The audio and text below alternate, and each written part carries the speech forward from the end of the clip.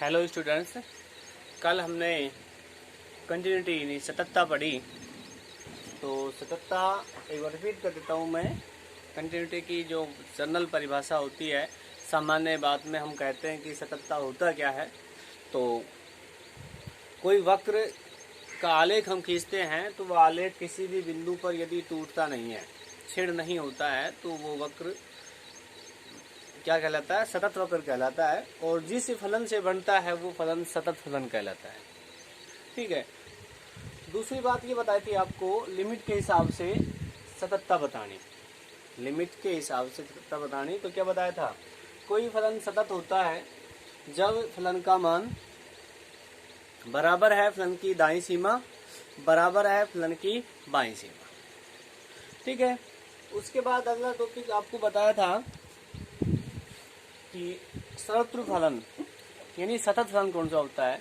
तो सतत फलन कहलाता है कोई फलन यदि वह अपने प्रांत के प्रत्येक बिंदु पर सतत होता है तो वह सतत फलन कहलाता है। प्रत्येक बिंदु का मतलब है हम उसके प्रत्येक बिंदु पर जांच करते हैं। सततता की जांच करने का मतलब है फलन का मान दाईं सीमा बाईं सीमा निकालते हैं। एक बिंदु पे निकाली, फिर दूसरे बिंदु पे निकालते हैं, फिर तीसरे पे निकालते हैं, और सभी पे यदि सतत आता है तो वो अपने प्रांत में सतत हो जाता है। दूसरा पॉइंट, अगला पॉइंट क्या आया था कि बाईं ओर सततता और दाईं ओर। तो बाईं ओर सततता में ये बताया था यदि फलन का मान और बाईं सीमा बराबर है। बाईं ओर सततता और दाईं ओर सततता यदि फलन का मान और दाईं सीमा क्या है? बराबर है। उसके बाद बताया था अंतराल में सततता। अंतराल तो विवर्त अंतराल। तो विवर्त अंतराल में क्या बताया था? विवर्त अंतराल के प्रत्येक बिंदु पर सतत होना चाहिए। विवर्त अंतराल कौन सा होता है? ये होता है, इसके प्रत्येक बिंदु पर सतत होना चाहिए। अब इसका अर्थ आप जानते हैं, इसमें ए और बी शामिल नहीं है। ए और बी से, ए से तो बड़ी संख्या और बी से छोटी संख्या शामिल होगी। ठीक है। फिर आया था संवर्त अंतराल। तो संवर्त अंतराल में क्या बताया था? ए पर सतत हो, बी पर सतत हो, और बीच में जो है मान है उन सब पर सतत हो, तो वह संवर्त अंतराल में सतत कहलाता है। अब है कुछ सतत फलनों के उदाहरण जो फलन सतत रहते हैं। तो आपने एग्जाम्पल लिखने हैं और याद भी रखने हैं। सतत फलनों के उदाहरण। सतत फलनों के उदाहरण, तो इसमें उदाहरण लेते हैं हम।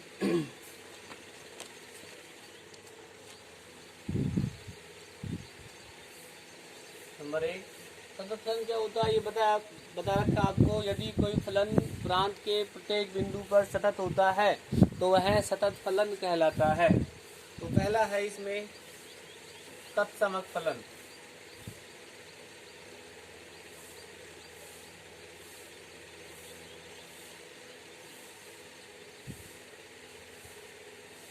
तत्समक फलन कौन सा होता है? किसी फलन में जो मान रखते हैं वही मान आता है। इसमें 2 रखेंगे 2 आएगा, 3 रखेंगे 3 आएगा, 4 रखेंगे 4 आएगा।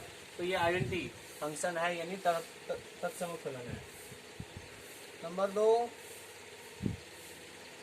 अचर फलन। अचर फलन हमेशा सतत होता है। नंबर 3, बहुपद फलन। f(x) बराबर में a0 plus a1x plus a2x square dash dash. तो इसके उदाहरण हो जाएगा f(x) बराबर x, f(x) बराबर में x स्क्वायर, f(x) बराबर में x स्क्वायर प्लस 1। नंबर 4, त्रिकोणमितीय फलन f(x) बराबर में sin x और cos x। नंबर 5, चर घातांकीय फलन f(x) बराबर में a की पावर x, a बड़ा होना चाहिए 0 से। नंबर 6 लघु गणकीय फलन। लघु गणकीय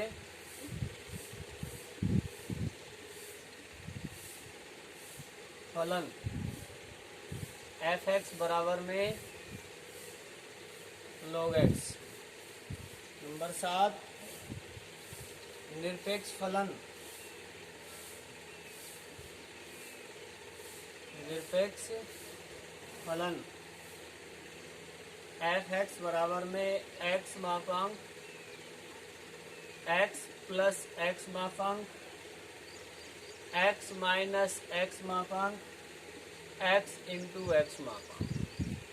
ये जो निरपेक्ष फलन होते हैं ये हमेशा सतत होते हैं, यानी मापांक वाले फलन जो भी आएंगे वो सारे क्या होंगे, सतत होंगे अपने मापांक पर। ठीक है, इनको हम जांच भी कर सकते हैं।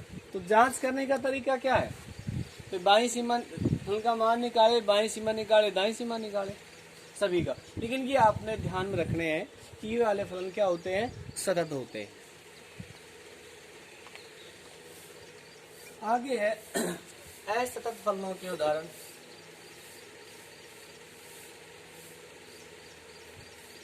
असतत फलन,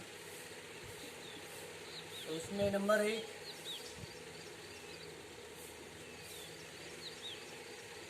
एफ एक्स बराबर में महत्तम पूर्णांक फलन, यानी इसे हम अधिकतम पूर्णांक या महत्तम।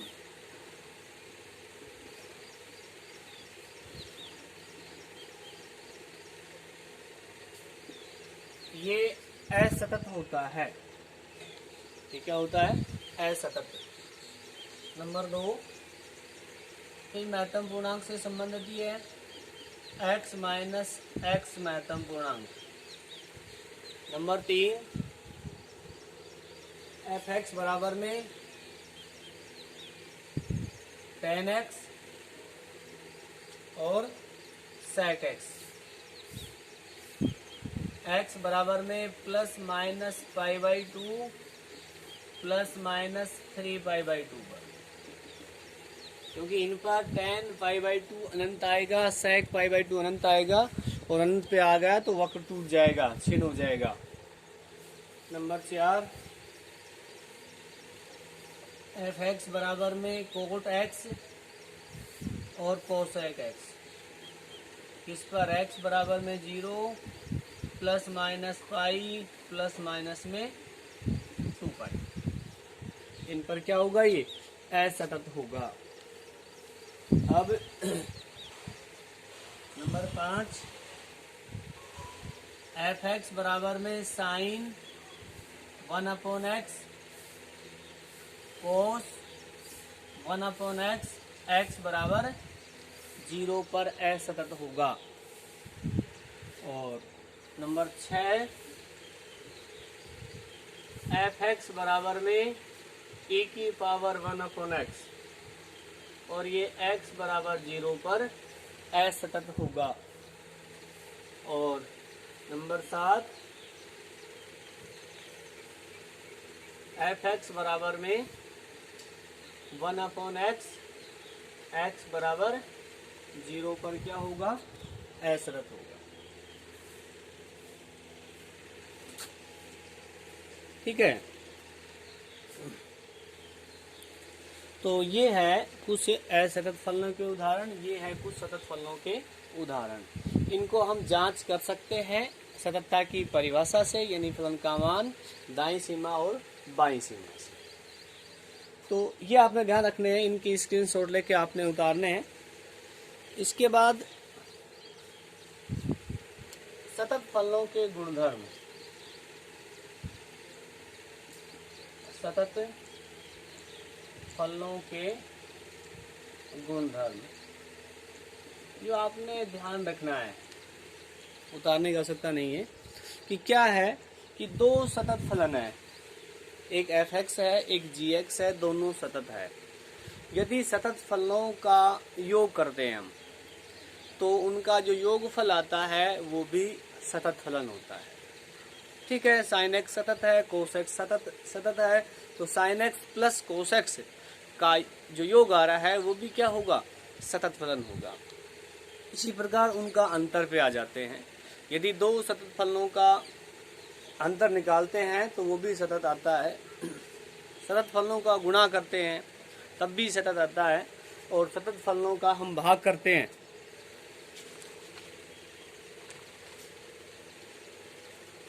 वो भी क्या आता है, सतत आएगा। बस शर्त ये है जो हर रहेगा वो 0 नहीं होना चाहिए। तो ये तो सततता से संबंधित कुछ गुणधर्म थे, कुछ टॉपिक से जो आपने याद रखने हैं। आगे चलते हैं एग्जाम्पल। देखो इसमें ज़्यादा आपने एग्जाम्पल समझने हैं, समझने के बाद हर स्टेप को समझना है, फिर आगे बढ़ना है। ठीक है, इसको उतारना है आपने।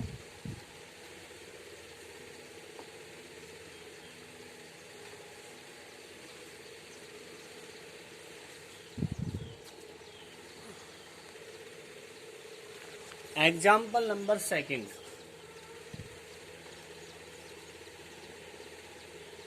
क्या है, f(x) बराबर में x मापांक और x माइनस 1, x बराबर 0 पर, x बराबर 1 पर सातत्य परीक्षण कीजिए। तो सातत्य परीक्षण का मतलब है कि सततता की जांच करनी है 0 और 1 पर सतत है या नहीं। देखो ये जो फलन है ये मापांक फलन है, पिछली बार आया था इसी पे 6 नंबर का सवाल आधारित। तो इस मापांक फलन को आपने पहले तोड़ना पड़ेगा। ठीक है, तो तोड़ते कैसे हैं पहले उस पर ध्यान देना है। तो तोड़ना क्यों पड़ता है कि जो x मापांक है ना, ये आपको पता है इसमें दो फलन समाहित है, एक x है एक माइनस x है। क्योंकि प्लस भी प्लस होता ही है और माइनस को क्या कर देता है, ये प्लस है, तो दोनों मान इसमें समाहित है। तो ऐसे ही दो इसमें है दो इसमें ही है, तो दोनों को इकट्ठा करके लिखते हैं तो देखो क्या आएगा। इनको तोड़ने का तरीका क्या है, तो सबसे पहले आप ये संख्या रेखा खींच लो। आप ये है संख्या रेखा, संख्या रेखा यानी आपका फूटा। इसमें यहाँ 0 होता है, इधर मान बढ़ता है इधर मान कम होता है। अब ये जो मापांक है, ये वाला मापांक, ये x के किस मान पर 0 हो रहा है, 0। यदि इसमें 0 रखते हैं तो कितना आएगा, 0। तो x के 0 मान पे अभी एक तो मान आ गया हमारा 0।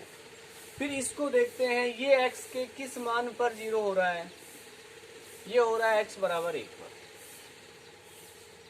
ठीक है, एक तो हो रहा है 0 पर, एक हो रहा है 1 पर। अब ये दोनों मान, ये निकालने का तरीका है यहाँ से, तो ये दोनों मान यहाँ रखते हैं तो 0 तो यहाँ आ गए, 1 यहाँ आ गए। ठीक है, आपने यहाँ अंतराल बनाने हैं। क्या बनाएंगे यहाँ पर, अंतराल। आपने यहाँ अंतराल बनाना है, तो छोटा मान इधर आ गया, 1 यहाँ गया, तो ये जो संख्या रेखा होती है इस पर तो इधर तो जाती है अनंत तक, इधर जाती है ये माइनस अनंत तक। अब आपके पास अंतराल बन गया, एक तो ये अंतराल बन गया, एक ये अंतराल बन गया और एक ये अंतराल। यानी इसको तो कहेंगे माइनस अनंत से 0, यानी 0 से लेकर माइनस अनंत, इसको 0 से 1, इसको 1 से अनंत। अब इसको यदि डिफाइन करें कि ये x का मान क्या है, ये है x का मान 0 से छोटा, तो एक तो यहाँ पर लेंगे x का मान 0 से छोटा। यहाँ x के मान कैसे हैं, 0 और 1 के बीच में, तो x का मान 0 और 1 के बीच में है, तो x बीच में आएगा, छोटा इधर आएगा बड़ा इधर आएगा। एक तो मान ये है, और इसको क्या कहेंगे, x के मान 1 से बड़ा। ठीक है, इस प्रकार से आपने जितने भी मापांक लगाए, इस प्रकार से आपने उनके अंतराल निकालने हैं। क्या करना है, संख्या रेखा खींचनी है। संख्या रेखा पर मापांक जिस जिस पर 0 होता है, x के जिस जिस मान पर 0 होता है, वे मान आपने यहाँ दर्शा देने हैं। फिर आपके अंतराल बन जाएंगे, 2 अंतराल, 3 अंतराल, जितने भी अंतराल है, सभी अंतरालों में x को डिफाइन करना है कि x क्या है। ठीक है। अब एक बात और ध्यान रखनी है, ये 0 हो गया, ये 0 और 1 के बीच में ये 1 हो गया, आपने बराबर का चिन्ह लगाना है, इक्वल का। तो आप जो अलग अलग है उन पे बराबर का चिन्ह लगा दें।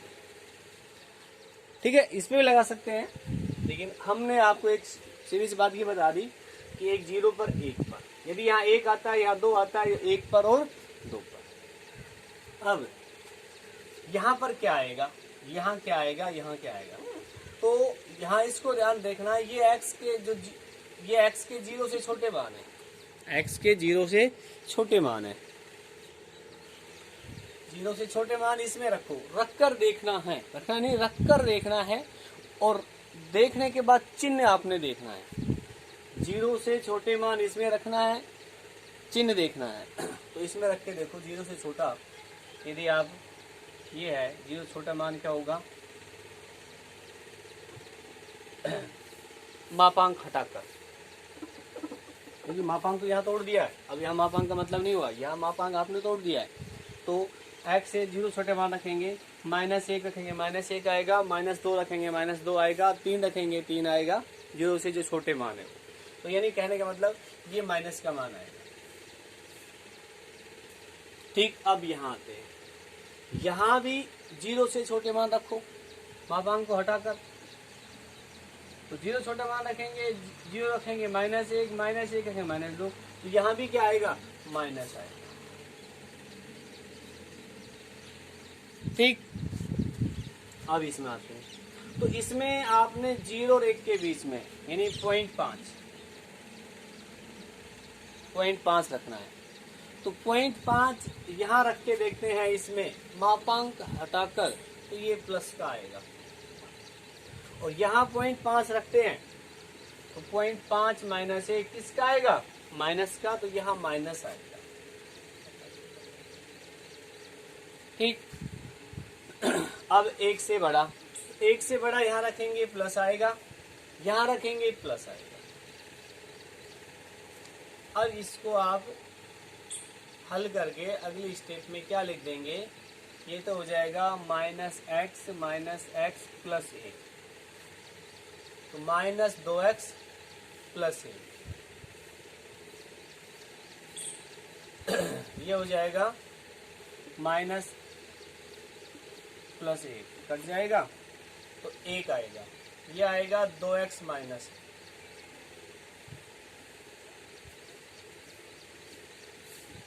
ये आपने तोड़ दिया फलन। अब आपने इसकी जांच करनी है, सपत्ता की।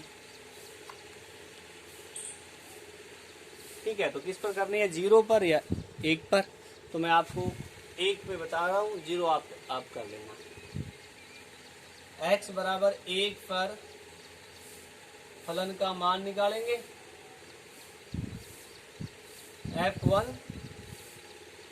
f1 क्या आएगा, f1 यहां से निकालेंगे, x बराबर 1 के लिए ये फलन है, 2 × 1 - 1, अब RHL limit s → 0 f1 + h, तो लिमिट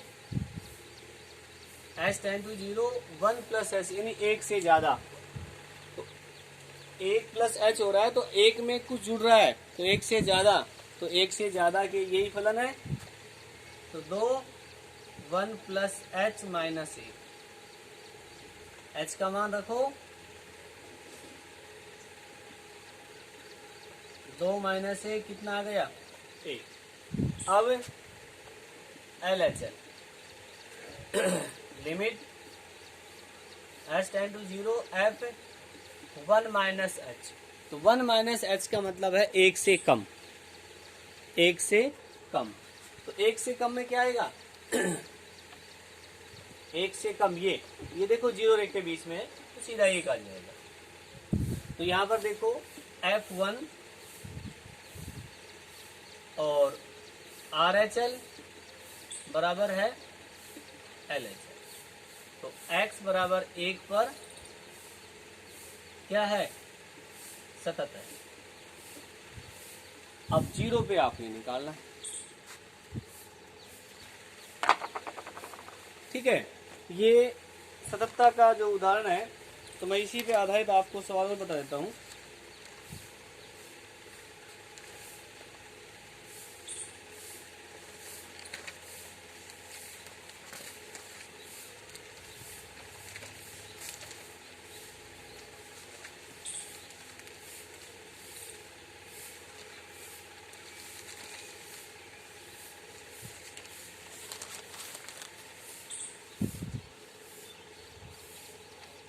चलो अब आज के लिए यही है। आपने इसी सवाल को 0 पर जांच करना है और 1 पर जांच करना है और समझना है इसको अच्छे तरीके से। नहीं आता है तो फिर दोबारा से फिर पूछना है।